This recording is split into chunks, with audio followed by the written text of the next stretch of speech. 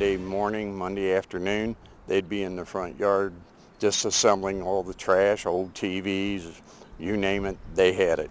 When a father and son hoarder team refuses to clean up their home, local officials step in for both cleanup and prosecution. Good evening, everybody. An East Price Hill man is in jail tonight because of the dangerous mess in and around his home. That mess is so extensive that today city officials and cleanup crews descended on that small house on Atson Lane and took care of at least some of the cleanup themselves. Local 12 News reporter Rich Jaffe joins us live from Atson Lane with a look at just how bad it's been and how neighbors have been fighting to clean it up. Right, Rich? That's right, Cammie. And I'll tell you, the Clements home, according to court records, is so packed that on more than 25 occasions in the last 2 years, the fire inspectors have had to come here. And certainly when a home is that stuffed, it presents a threat not only to the residents, but to the neighbors and also to the firefighters who might have to respond here in case of an emergency. And this place is a problem not just on the inside, but on the outside as well.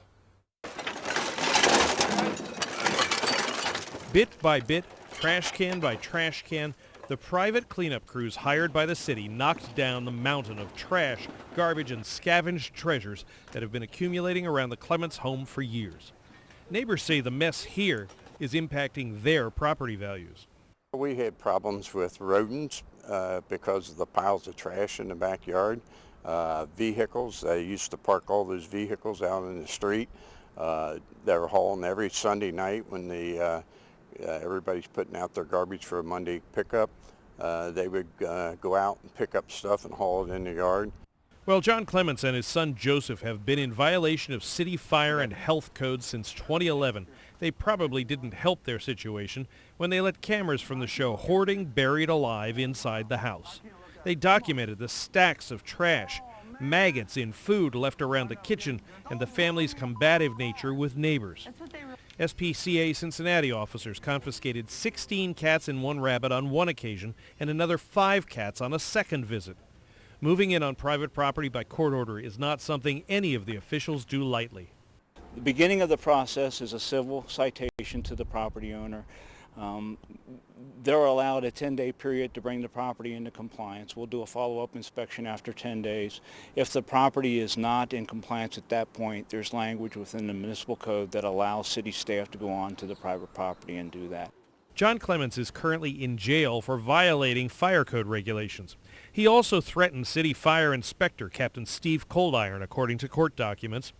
His son Joseph went off when police told him we were not doing anything illegal by filming the cleanup. Neighbors say the mess and the problems at the Clements home have been growing for years, and so has their resolve to do something about it. We've been fighting this issue for about 7 years. And so they did, at least temporarily. That's one of the problems with these situations. There's no guarantee that all of this won't happen yet again. And to give you an idea of what the neighbors have been living with, if you look right over here, Joseph came out right before our live shot and has been standing here glaring at us and trying to intimidate us and get us to leave ever since we started this.